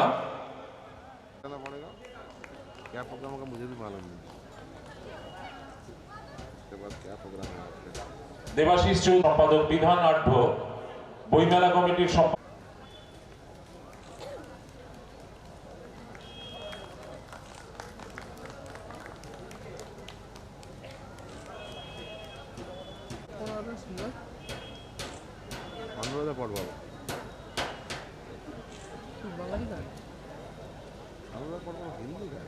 আমরা প্রেমী যারা রয়েছেন তাদের সকলকেই শ্রদ্ধা এবং শুভেচ্ছা জানাচ্ছি। অনিল ঘড়াই নিয়ে এই যে গবেষণা, এই গবেষণাটি অনেক প্রতিকূলতার মধ্যে দিয়ে করতে হয়েছিল, সেটার রাজসাক্ষী রয়েছেন, এখন উপস্থিত আছেন কবি সুনীল মাঝি। সুনীল দাই আমাকে অনেকবার অনেক প্রেরণা দিয়েছিলেন, অনেক পরামর্শ দিয়েছিলেন, উৎসাহিত করেছিলেন ভেতরে ভেতরে। সুনীল দার নিশ্চয়ই মনে আছে, কোরাস পত্রিকা যখন হাট সংখ্যাটা বেরোয় অনিল ঘড়াই, তখন ওই প্রবন্ধটি নিয়ে সুনীল একটি প্রশংসক একটি পত্র লিখেছিলেন, এবং যে পত্রটি অনিলদার সঙ্গে আমার গবেষক হিসেবে একটি আত্মিক সম্পর্ক বা যোগ, যে মিলন সেতু, সেটা কিন্তু সুনীলদা তৈরি করে দিয়েছিলেন। আর বিশ্ববিদ্যালয়ে কাজ করতে গিয়ে অনিন্দাকে নিয়ে যখন টপিক হিসেবে বেছেছিলাম তখন এই সম্মতিপত্রটি পাওয়া খুব টাফ ছিল, বারবার ফিরিয়ে দেওয়া হয়েছিল, কিন্তু অবশেষে আমি সুনীলদা সহ কয়েকজনের প্রেরণায় কাজটি করতে পেরেছিলাম। এবং আজকে মঞ্চে উপস্থিত আছে অনিন্দার সঙ্গে যে বিভিন্ন সময়ে সাক্ষাৎকার যে মুহূর্তগুলো ক্যামেরাবন্দি করেছিল সেই গোষ্ঠ ঘরে আমার ছাত্রকর্মী বন্ধুগুলো সেই গোষ্ঠও আজ উপস্থিত। 213 নম্বর সেই রেলওয়ের কোয়ার্টারে যখন গিয়েছিলাম সেই সাক্ষাৎকারের মুহূর্তগুলোকেও ক্যামেরাবন্দি করেছিল। আমার দীর্ঘ বিসন্দর্ভপত্র রাত দিন অক্লান্ত পরিশ্রম করে যে তৈরি করেছে সেই সুকুমার রায় আজ উপস্থিত। এবং আজকের এই আনন্দময় অনিলময় দিনে আমার অনিল ঘড়িকে নিয়ে কাজ করার ক্ষেত্রে সর্বক্ষেত্রে যে যার পরযুগল আমার মস্তক করে রয়েছে এবং সর্বক্ষণের প্রেরণা উৎসাহ অনুকম্পা যার কাছ থেকে পেয়েছি আমার পিতৃ সহোদর সেই আমার কাকাও আজকে উপস্থিত হয়েছেন। কাকাউকে আমার প্রণাম জানাই। অনিন্দার একটি অদম্য আকাঙ্ক্ষা ছিল, একটি স্বপ্ন ছিল যে কাজটি দেখে যাওয়ার, কিন্তু আমার দুঃখের বিষয় অনিন্দা সেই কাজটি পরিপূর্ণ অ্যাওয়ার্ড পাওয়া পর্যন্ত তিনি থাকতে পারলেন না। শারীরিক প্রতিকূলতায় শেষ দিনটি পর্যন্ত তিনি থাকতে পারলেন না, কিন্তু জমা দিয়েছিলাম অভিসন্দর্ভপত্রটি। তিনি এটুকু খবর পেয়েছিলেন আমার জীবনের সেই আক্ষেপটি থেকে গেছে, জনিলদা সেই অভিসন্দর্ভটি সম্পূর্ণ দেখে যেতে নিয়ে আর বেশি করে যে চর্চা এবং অনিল ঘড়িকে নিয়ে যে এক এক করে গ্রন্থ প্রকাশ, সেই আশা বা সেই জাগরে জাগরে জাগ জাগ নবমন্ত্রী প্রভাত সূর্যের শক্তির মন্ত্রী জাগরে জাগরে জাগরে জাগরে জাগরে জাগ জাগ জাগো মনোনীত জাগো জাগো মনোনীত জাগো রজনী প্রহারে ফেলো নয়ন কমল মেলো জাগো জাগরে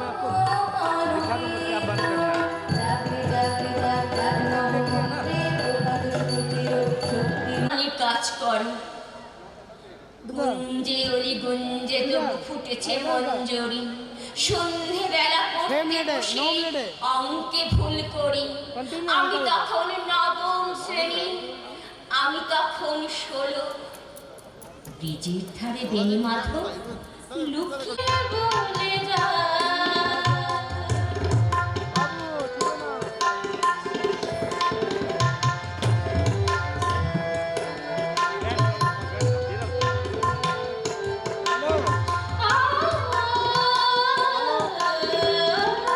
ছন্দবন্দি মনেরতে খোলো তাকে ঝংকারেতে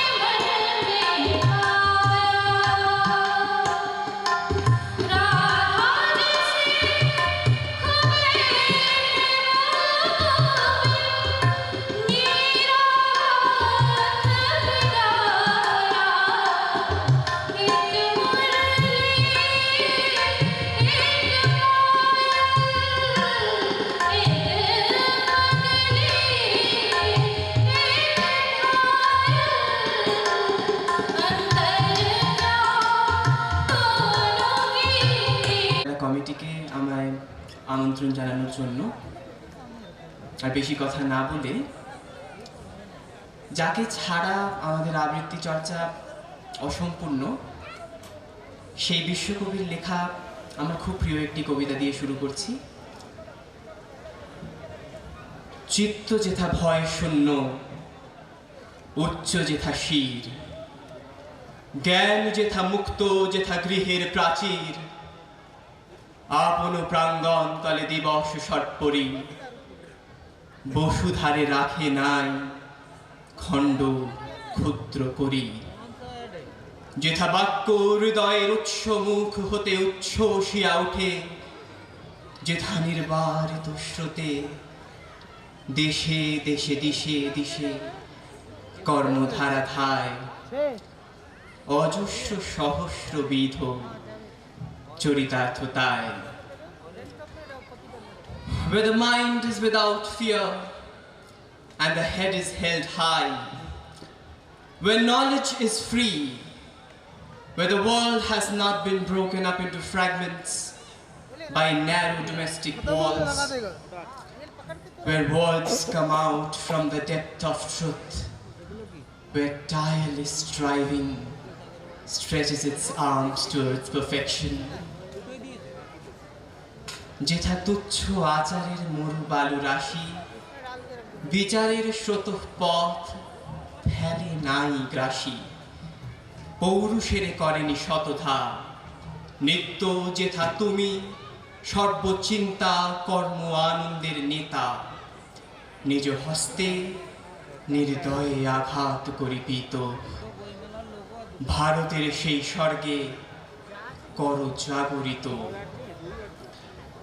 Where the clear stream of reason has not lost its way into the dreary desert sand of dead habit, where the forward by thee into ever widening thought and action, into that heaven of freedom, my Father, let my country awake, let my country awake, let my country awake.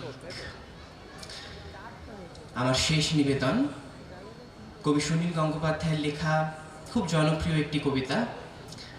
আমার আপনার সকলেরই হয়তো মনের কথা এটা। কেউ কথা রাখেনি,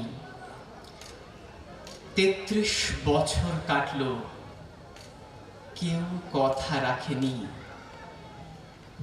ছেলেবেলায় এক বষ্টমী তার আগমনী গান হঠাৎ থামিয়ে বলেছিল, শুক্লা দ্বাদশীর দিন অন্তরাটুকু শুনিয়ে যাবে। তারপর কত চন্দ্রভূক অমাবস্যা এসে চলে গেল, কিন্তু সেই বষ্টমী আর এলো না। 25 বছর প্রতীক্ষায় আছি। মামাবাড়ির মাঝি নাদের আলী বলেছিল, দরজা সেটা সরকারি হোক কি বেসরকারি, যদি ব্যাংকে যাও তাইলে দেখতে পাবা সামনের দরজা থেকে ফোন করে ডেকে নেবে। আর যদি তুমি 50 টাকা খরচা না করো আর কোনো যোগাযোগ নাই, তাইলে তোমাকে সকাল থেকে লাইনে দাঁড়িয়ে থাকতে হবে। বেলা 12টায় বাবুরা অফিসে আসবে, পেছনের দরজার কাজ হতে হতে দুপুর 2 বেজে যাবে। দুপুর 2 আবার বাবুদের টিফিন টাইম। টিফিন সেরে বাবুরা যখন এলো তখন তুমি 30 জুনার পেছনে, 20 জুনার কাজ হতে হতে বাবুদের ছুটির সময় হয়ে যাবে। আবার কি কাল আরো সকাল সকাল আসতে হবে, এই চিন্তা নিয়ে বাড়ি যেতে হবে। কিন্তু পেছনের দরজা তো খোলা। সেদিন হাসপাতালে করোনার ভ্যাকসিন লেবার লেগে লাইন দিয়ে দাঁড়িয়েছিলাম। বোর্ডে বড় বড় করে লিখে রেখেছে 100 জনের ভ্যাকসিন দেওয়া হবে। লাইনে দাঁড়িয়ে থাকতে থাকতে 2 লিটার জল শেষ হয়ে গেল। ওই 1 ফুটা জল সিরিঞ্চি করে লেবার লেগে। খানিক পরে খবর এলো ভ্যাকসিন শেষ।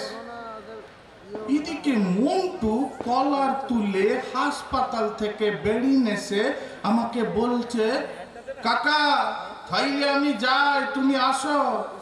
আমি শুধাইলাম, সে কি রে, ভ্যাকসিন হয়ে গেল? বলল, হ্যাঁ, আমার কাকা হাসপাতালে হাউস কিপিংয়ের চাকরি করে, আমার ছাড় আছে। বললাম, হ্যাঁ, তাইলে পেছনের দরজা দিয়ে কাজ হয়ে গেল। ভালো, পেছনের দরজা তো খোলা আছে। স্কুল কলেজেও একই ব্যাপার, মোটা একখান বান্ডিল দিলে পেছনের দরজা খোলা। তাতে তোমার ছেলের মাথায় যত গোবর থাকুক, ওরা কাগজ বলে চালিয়ে দিবে। শুরু করছি। নমস্কার।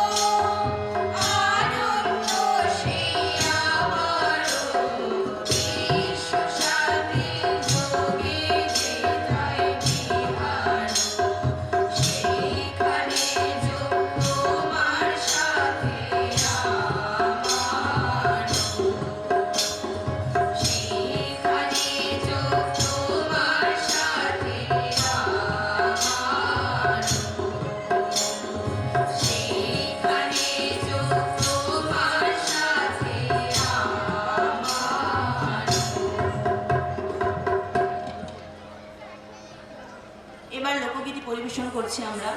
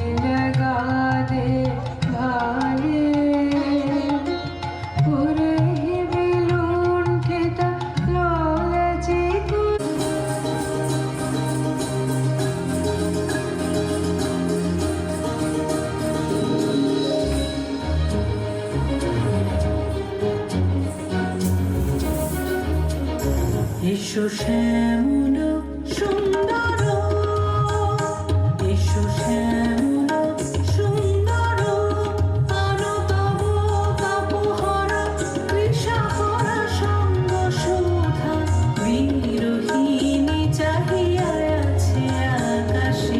শ্যামল সুন্দর, এসো শ্যামল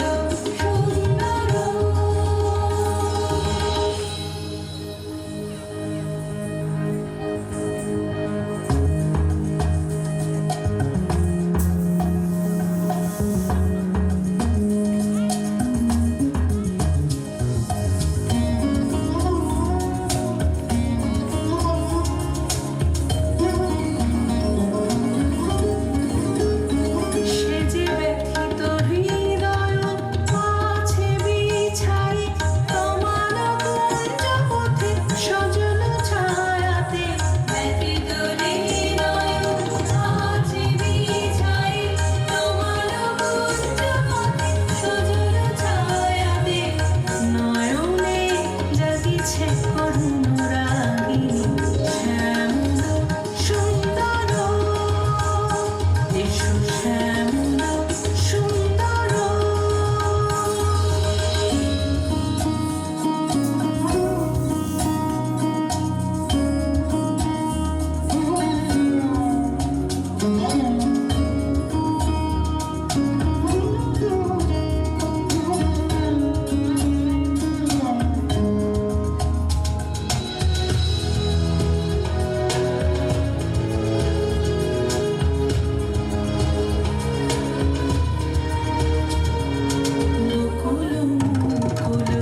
রেখেছে গাঁথিয়া, বাজিছে অঙ্গনে মিলন বাঁশরি। বকুল মুকুল রেখেছে গাঁথিয়া, বাজিছে অঙ্গনে মিলন বাঁশরি।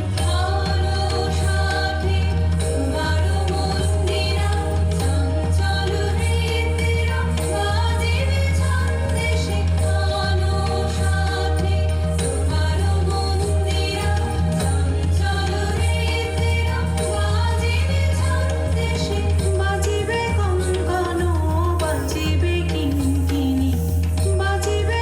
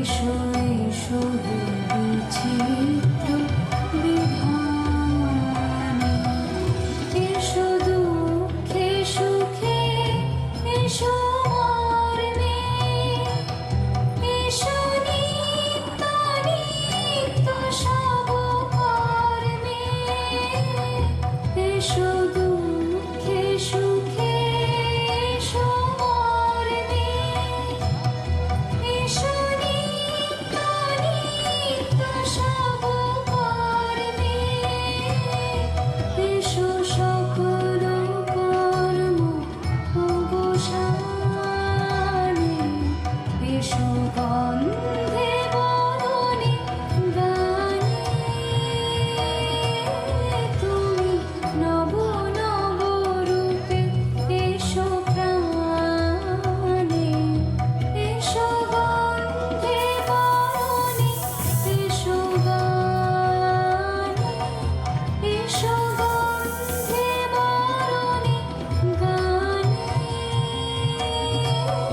তুমি নব নব রূপে এসো প্রাণে, তুমি নব নব রূপে এসো প্রাণে।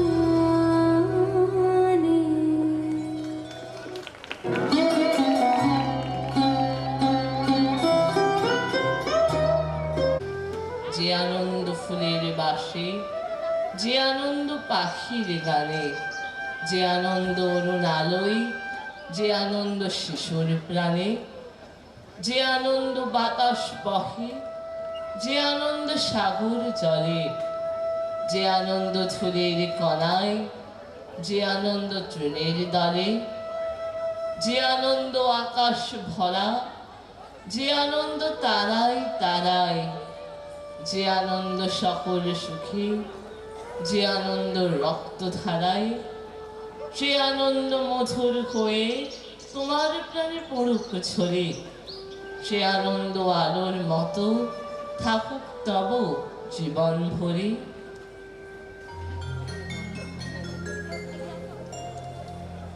নমস্কার, শুভ সন্ধ্যা। এখানে উপস্থিত সকলকে আমার আন্তরিক শুভেচ্ছা ও অভিনন্দন জানাই। আমার প্রথম নিবেদন পণ্ডিত ঈশ্বরচন্দ্র বিদ্যাসাগর মহাশয়কে আমার প্রণাম জানিয়ে কবি অপূর্ব দত্তের লেখা বর্ণ পরিচয়।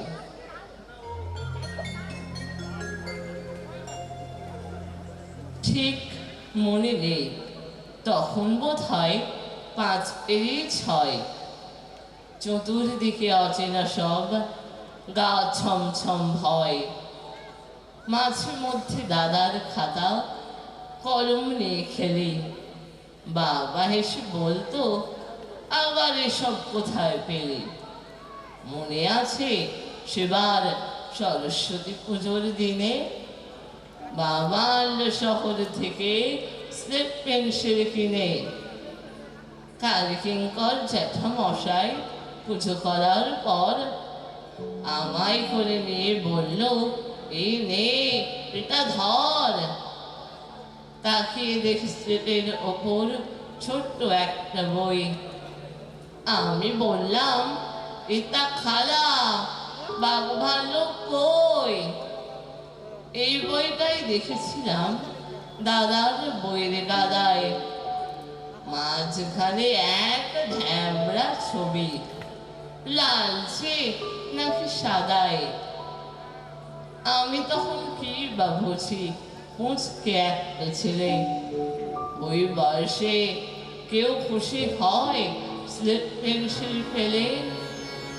আজকে যখন কাজের ফাঁকে পিছন ফিরে দেখি, ঘুমে জাগরণে হঠাৎ চমকে উঠি, দেখি লাল মলের ভেতর থেকে আসছে পাখা মেলে।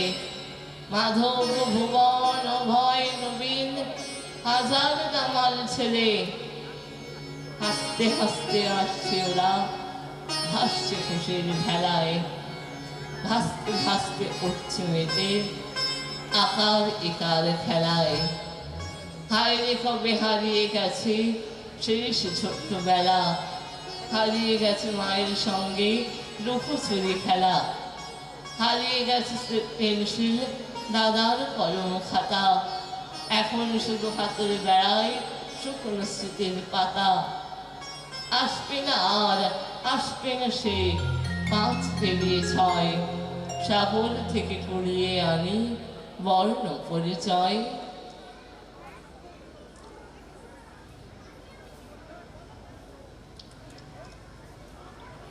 শোনা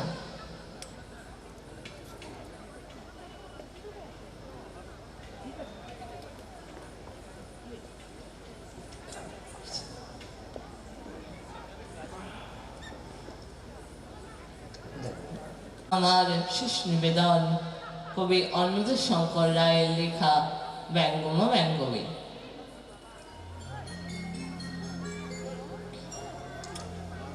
ব্যঙ্গমী শুধালো ব্যঙ্গমাকে, গাছ তলে শুয়ে আছে মানুষটাকে, মনে হয় কোন রাজপুত্র হবে, ত্রিকান্তরের মাঠ পেরোবে কবে? ব্যঙ্গমা বলল ব্যঙ্গমীকে, সামনে বিপদ, যদি যাই ওদিকে দস্যুর দল আছে, আসবে তেরে, একটি নিমেষে নেবে প্রাণটি কেড়ে। ব্যঙ্গমা ব্যথা লাগে দশা ভেবে ওর, কাটান কি নেই কিছু এই বিপদের? একটি উপায় আছে, যদি সে ঘোড়ায় পক্ষীরাজের মতো আকাশে উড়ায়। কিন্তু বিপদ, যেই দাম ফুরাবে ঘোড়া প্লেন উল্টিয়ে রক্ষা পাবে। ব্যঙ্গমা বলো বলো কি হবে উপায়, মনটা আমার কেন করে হাই হাই। উপায় নেইটা নয় কিন্তু কঠিন, লাফ দিয়ে দিকে বাজি খাবে গোটা 3, কিন্তু পেরোবে যেই 4 পোয়া মাঠ, অমনি দেখবে খাড়া লৌহ কপাট। তাহলে কেমন করে যাবে ওধারে, কপাট কি ফুলবে না কোনো প্রকারে? কপালের তলে আছে গুপ্ত সুরং, 3 বার বলবে অং বং চং, তখন চিচিং ফাঁক কিন্তু ফাড়া। ওধারিতে রাক্ষস আছে পাহারা, রাক্ষস ব্যঙ্গমা তরসে মরি, উপায় কি আছে প্রশ্ন করি। এই যেটা নয় তবে যাই বাহুবল, এবার খাড়বে না করা কৌশল। মারতে হবে আর মরতে হবে, রাজকন্যাকে পাবে বাঁচবে তবে। তবে আর কাজ নেই পান্তরে, ঘরের ছেলেকে বলে ফিরতে ঘরে। কুক কুক কুক কর কর কর কর, ঘরে ফিরে যা রে রাজপুত্তর। কুক কুক কুক কর কর কর কর, ঘরে ফিরে যা রে রাজপুত্তর। নমস্কার।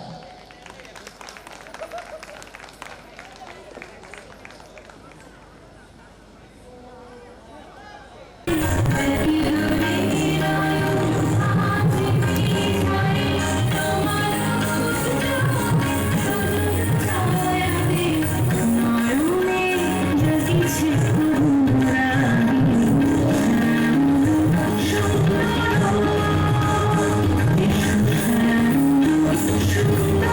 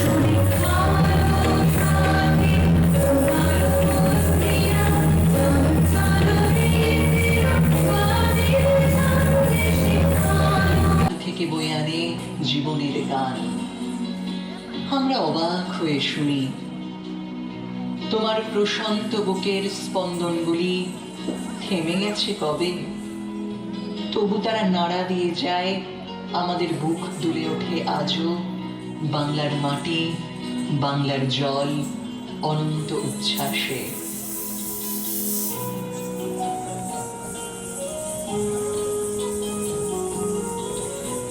তোমার পায়ের চিহ্ন মুছে গেছে রাঙামাটির পথে, তবু পদধ্বনি তোমার ধুলায় ধুলায় উদাত্ত আহ্বান জানায় পথিকেরে। তোমার সোনার তরী এক যুগ হতে অন্য কোন যুগে নিয়ে চলে অশেষ সম্ভার।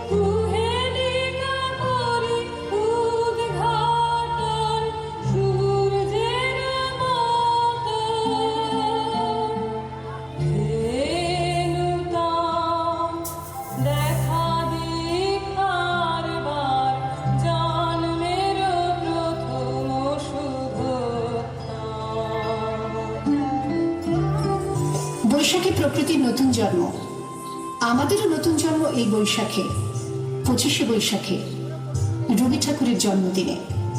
দেখতে হয় না ক্যালেন্ডার, জিজ্ঞেস করতে হয় না তারিখটা কবে, আগে থেকেই বুকের মধ্যে সাড়া ওঠে 25শে বৈশাখ আসছে, রবি ঠাকুরের জন্মদিন। জন্মদিনের পরও জন্মদিন ফুরোয় না, রোজই তার জন্মদিন। 25শে বৈশাখ রোজই, প্রতিদিন প্রতিনিয়তই তার সঙ্গে আমাদের চলাফেরা মেলামেশা।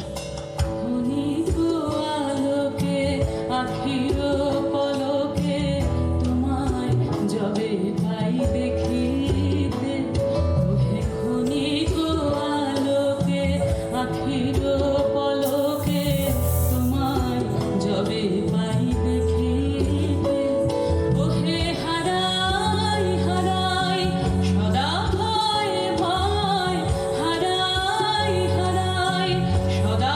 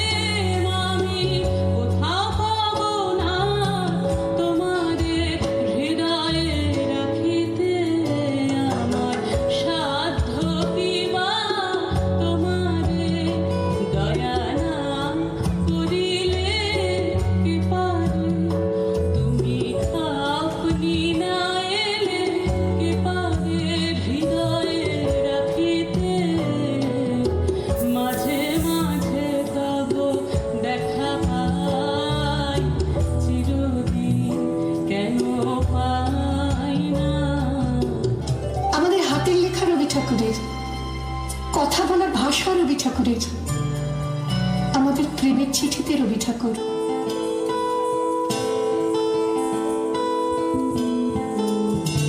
আমার হিয়ার মাঝে লুকিয়েছিলে, দেখতে আমি পাইনি তোমায়, দেখতে আমি পাইনি।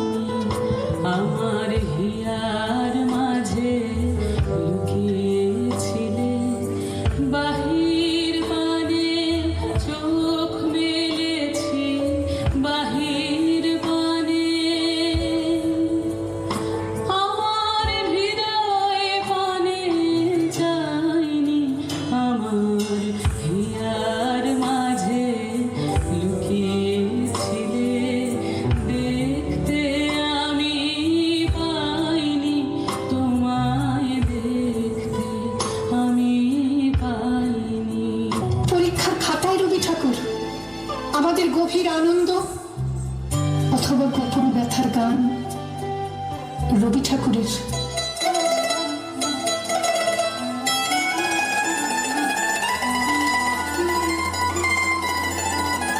কি আনন্দ, কি আনন্দ, কি আনন্দ, দিবারাত্রি নাচে ভক্তি, নাচে বন্ধ, সে তরঙ্গে ছুটে রঙ্গে, পাছে পাছে তাতা থই থই, তাতা থই থই, তাতা থই থই, সে তরঙ্গে ছুটে রঙ্গে, পাছে পাছে তাতা থই থই, তাতা থই থই, তাতা থই থই, মম চিত্তে মিথি মিথ্যে কে যে নাচে, তাতা থই থই, তাতা থই থই, তাতা থই থই, তারি সঙ্গে কি মৃদঙ্গে সদা বাজে, তাতা থই থই, তাতা থই থই, তাতা থই থই, মম চিত্তে মিথি নৃত্যে কে যে নাচে, তাতা থই থই, তাতা থই থই, তাতা থই থই।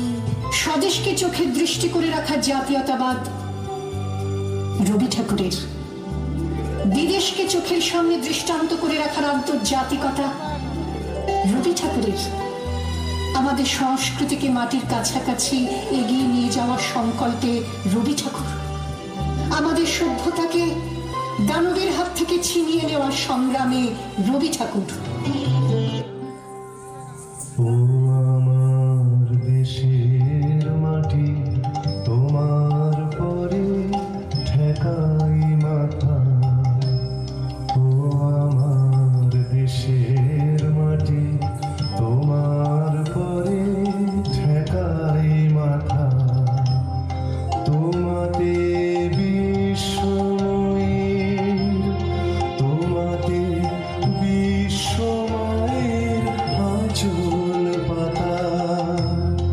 ও আমার দেশের মাটি, তোমার পরে ঠেকাই মাথা। ও আমার দেশের মাটি, তোমার পরে ঠেকাই মাথা। কে না জানে তোমার কবিতা, আমরা তোমারই গাওয়া গান, তোমার তুলিতে আঁকা ছোটখাটো প্রাণ বিশ্বের মানচিত্রে নিয়ে গেছো ঠাঁই। সপ্তকোটি বাঙালিরে শত বর্ষ আগে, তাই বিস্ময়ে জাগে তুমি কি শুধু একটি নাম? তুমি রবি, তুমি রবীন্দ্রনাথ,